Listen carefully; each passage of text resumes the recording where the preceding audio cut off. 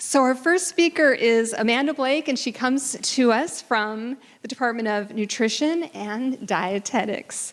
Important, right? We have to eat healthy. Her chair is Dr. Elizabeth Sussman, and Amanda is going to share with us the effects of selenium, and I have to read this, yes, effects of selenium and vitamin C supplementation on antioxidant status and quality of life in hemodialysis patients. It's an amazing presentation, so we welcome Amanda.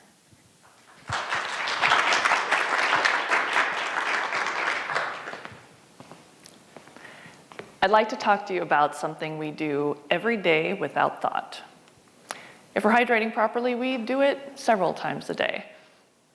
It's an action with many names. But for the sake of science, I'll use a more clinical term.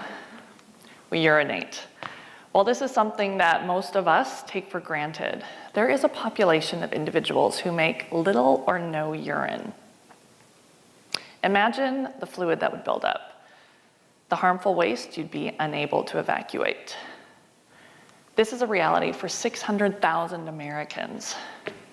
And why don't they urinate? Because their kidneys have failed. Kidney disease affects people of all ages and ethnicities. It may strike someone who is otherwise perfectly healthy or develop due to that individual having another disease. But the end result is the same. They cannot rid themselves of fluid and waste. And without treatment or transplant, they will die. From the perspective of a nutritionist, I will address the consequences and symptoms of kidney failure and discuss whether or not there's something that we can do about it.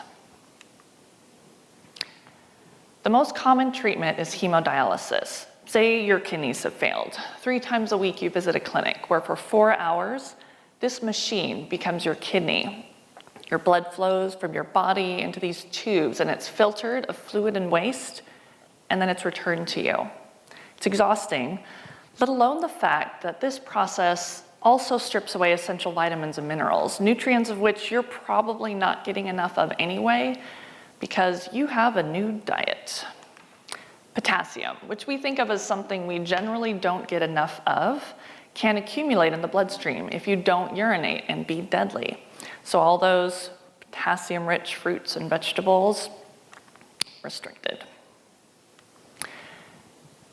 If you are diagnosed with kidney failure and sentenced to dialysis, you have a 1 in 2 chance of surviving 3 years. If you qualify, you'll add your name to the transplant list, but the wait can be up to 10 years. And interestingly, it's not even kidney disease that's going to kill you. More likely, it's heart disease. So let's return to those fruits and vegetables your new diet has limited.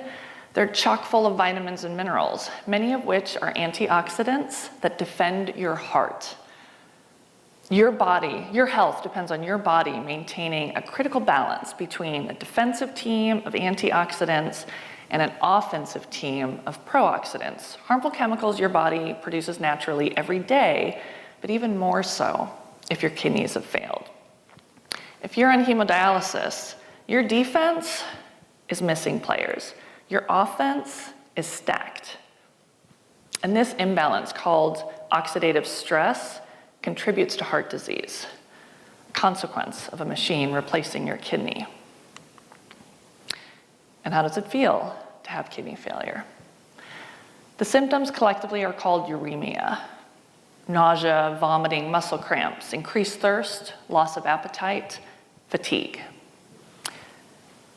Many of these symptoms actually mirror scurvy, which is not just an 18th century sailor malady. Scurvy is a vitamin C deficiency, a common condition in hemodialysis patients, meaning that this vulnerable population is missing an important member of the antioxidant team. Research has shown that levels of vitamin C will rise with supplementation. Where research is lacking is whether or not this will alleviate the symptoms of uremia. If one of the causes of uremic symptoms is a vitamin C deficiency, then isn't it possible that supplementation will alleviate at least some of those symptoms? Another area lacking research involves the essential mineral selenium. and a component of other critical antioxidants in your blood. As a matter of fact, vitamin C often relies on a selenium-dependent compound to regenerate, so it can do its job over and over again. Recent observational studies have shown that hemodialysis patients are selenium deficient, but experimental research is needed in order to justify selenium therapy. Last fall, I partnered with Dr. Elizabeth Sussman, and we conducted a human clinical trial to answer the following two questions. Will vitamin C supplementation improve the way hemodialysis patients feel? And will the addition of selenium therapy further strengthen their antioxidant status, thereby reducing the imbalance that causes oxidative stress? We recruited participants at a dialysis clinic in Riverside, and our intention was to have 90, but patients were ineligible if their potassium was too high, if they smoked, if they had cancer or other serious illnesses. And of course, they had to agree to participate. And this is a population with a high pill burden, averaging 19 pills a day.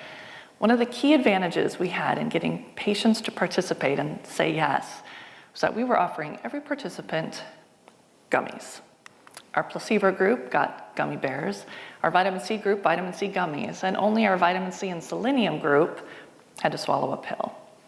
We ended up with 30 participants. And if it wasn't for the gummies, it may have even been less. Monthly, we visited the clinic to draw blood in order to measure antioxidant status. And on the first and last day of the 3-month trial, we conducted a quality of life survey to determine how the patients were feeling, both emotionally and physically. And what have we discovered? First of all, I discovered that human clinical trials are really, really hard. I've devoted hundreds of hours to this research, and I've barely started my thesis. And there's an emotional toll. I worked one-on-one with patients who were very sick.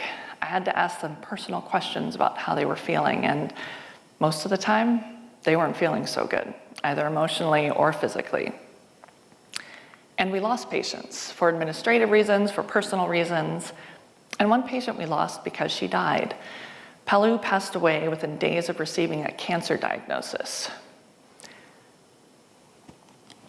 She had so many overlapping symptoms that the cancer went unrecognized for months until it was too late to do anything about it. But what about clinical results? Well, I'm doing my analysis right now, and the selenium's been held up at the lab. But this chart represents our vitamin C results. And as we expected, the groups that were supplemented saw their levels of vitamin C normalize. And this line represents the lowest level of vitamin C that's considered normal. And if you look at the blue bars, you can see how deficient our participants were of this critical antioxidant. And this chart represents our quality of life results. While it's hopeful that the vitamin C and selenium group saw an almost 10% increase, indicating improvement, we have a lot of analysis ahead of us. Ultimately, our hope with this trial is that our results justify a much larger study. Nutritional supplements are relatively inexpensive and easy to come by, and if it can be shown that a vitamin and a mineral can improve and possibly even extend the life of someone suffering from this deadly disease, we will have made a difference. I recommend the next time you see a man about a horse, give your kidneys a shout out. Thank you so much for your presentation, Amanda. I do have one quick question. While you mentioned at the very end that you were planning to extend this in a larger population, did you have ideas in mind of what population you would like to try next, kind of extending it? There's 2 major clinics across the country that have it's Fresenius and DaVita. We worked with DaVita, have a relationship with the DaVita, so probably we would extend it to DaVita clinics throughout the country. That's the idea, is to develop a relationship with them and then find out which clinics would be interested in doing research, because it's an entire team of people that have to agree to participate and help us. But that's kind of the idea. So we would be working with the medical doctors that oversee the clinics and talk to them about getting permission to do research at their clinics. Great, thank you. Thank you. Thank you.